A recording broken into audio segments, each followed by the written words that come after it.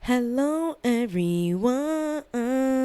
Welcome back to another episode of Unfiltered and Unapologetic, the space where we talk about healing, growth, boundaries, and becoming yourself without shame, without hustle culture, and without pretending that we're machines with unlimited energy.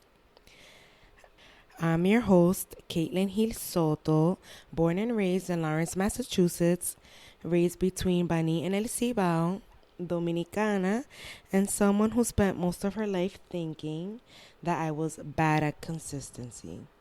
Not lazy, not unambitious, not incapable, just inconsistent.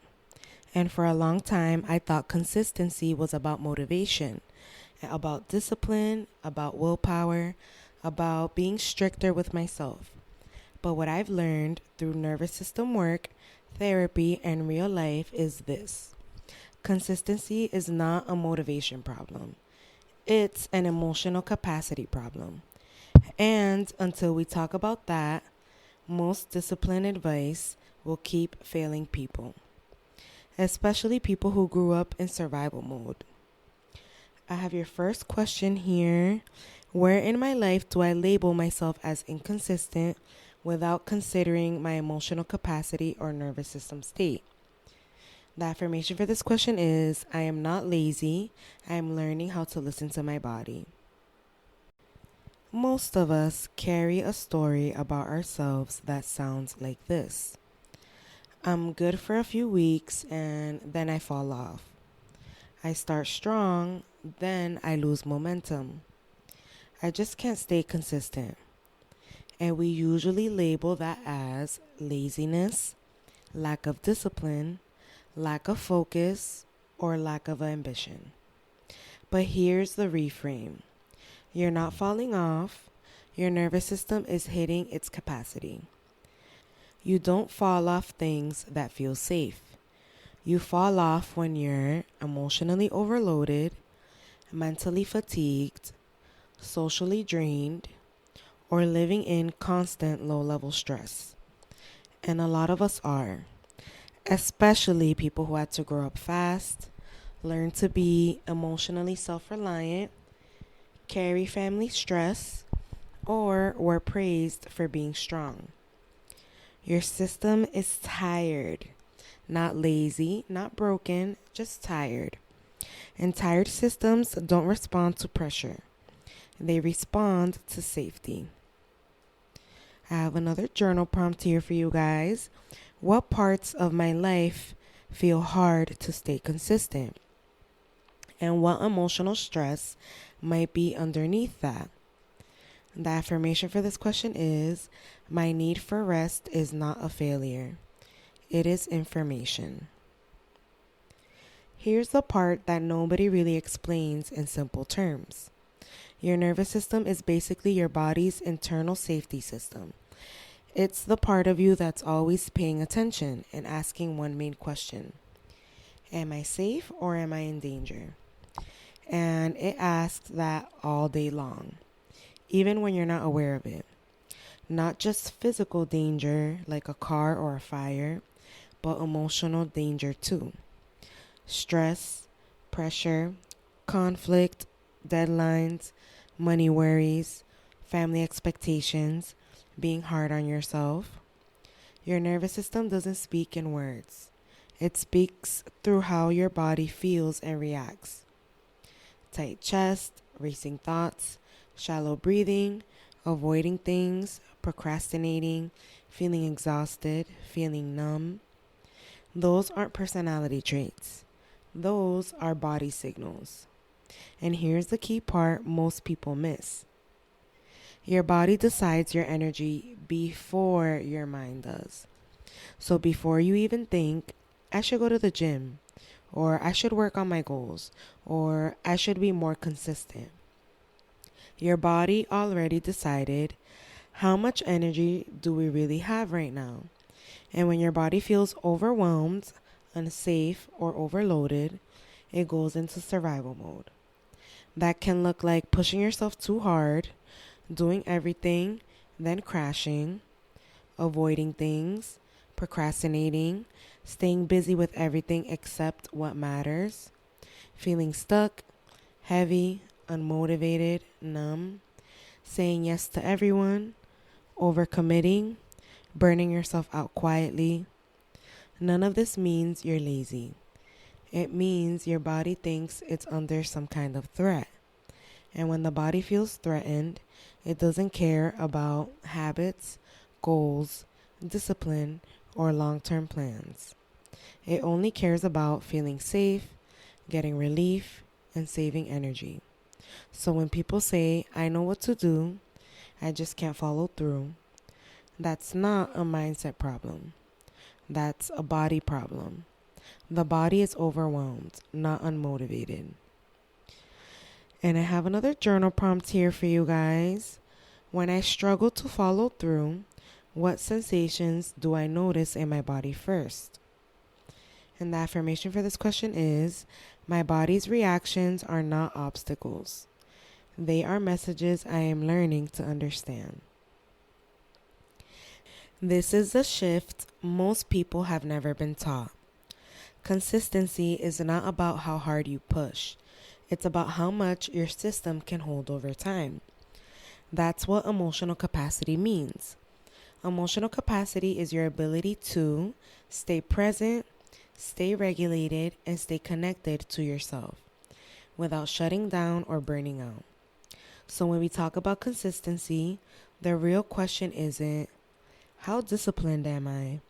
It's, how much can I do without my body going into stress?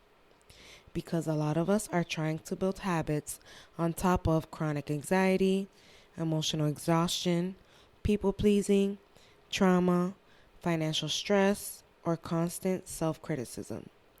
And when we wonder why we can't sustain anything, it's like trying to run a marathon on a sprained ankle and calling yourself lazy because you need to stop.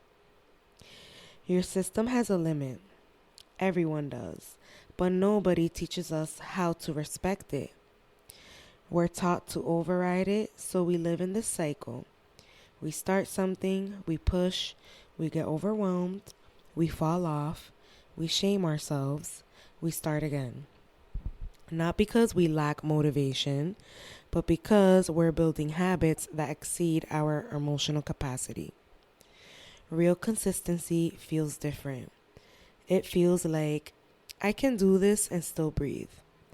I can do this and still enjoy my life. I can do this without abandoning myself. If your habits require constant pressure, self-talk that's harsh, guilt to function, or fear of failure to move, that's not consistency. That's survival. And survival always burns out. I have a journal prompt here for you guys. What in my life feels emotionally sustainable, and what feels like I'm forcing myself past my limits?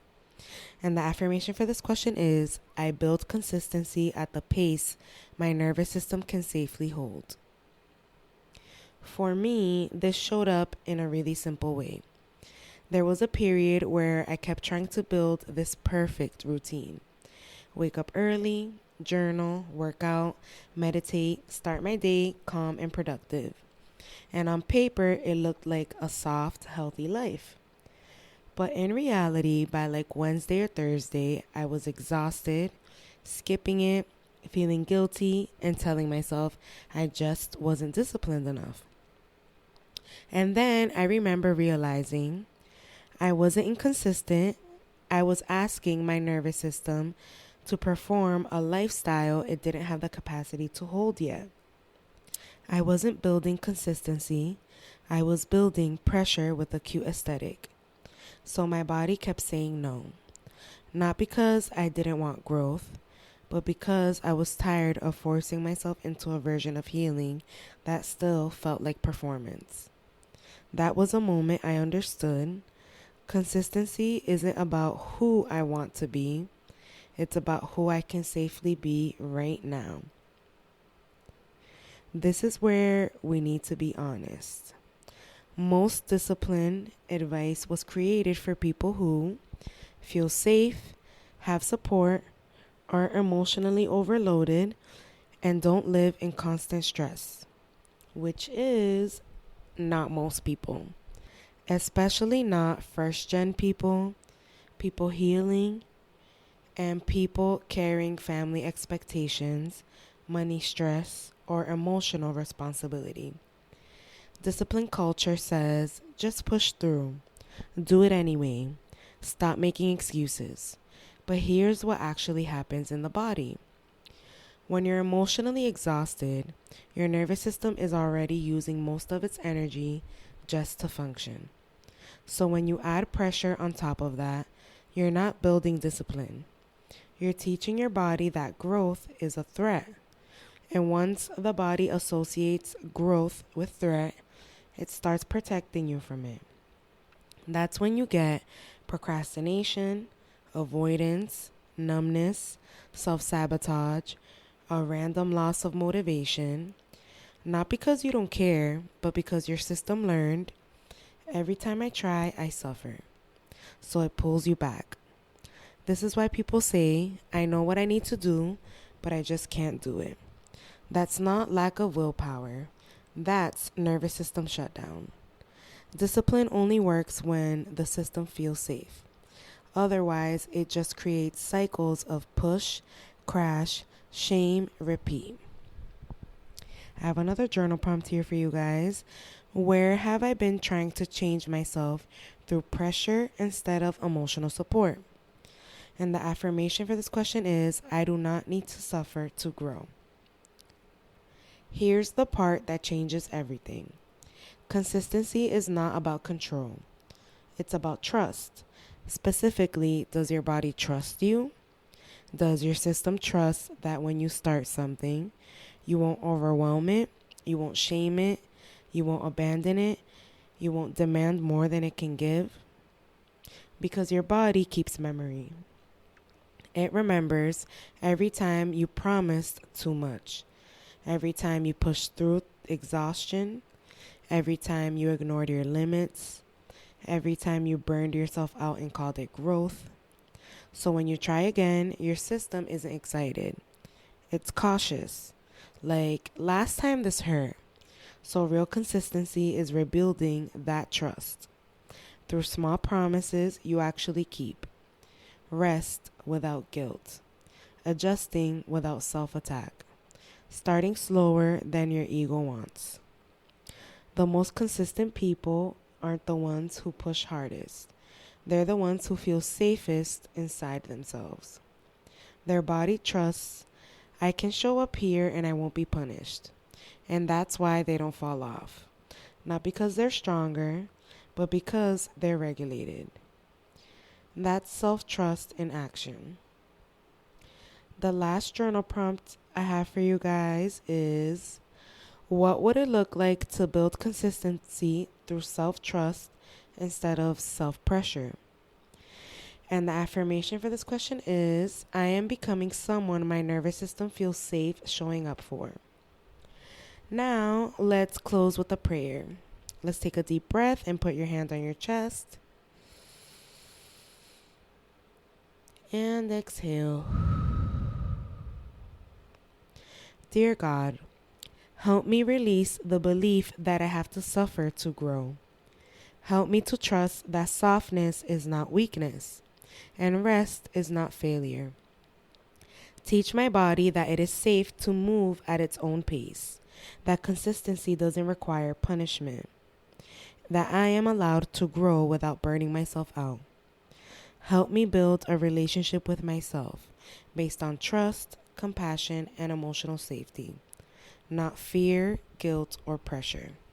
And remind me that I don't need to become someone else to be consistent. I just need to become someone I feel safe being. Amen. If this episode resonated with you, this is the kind of work all my content is rooted in. Learning how to build a life that doesn't require self-abandonment. If you want to go deeper, I have my blank journals for sale on Amazon. The link is in the show notes. And if you want to support the show, you can give a monthly contribution through Buzzsprout. The link is also in the show notes. If Unfiltered and Unapologetic has been meaningful for you, make sure you follow the podcast, leave a review, and share this episode with someone who's been hard on themselves lately. Because this message isn't about being better. It's about feeling safe enough to show up for your own life. Thank you so much, everyone. I will see you in the next episode.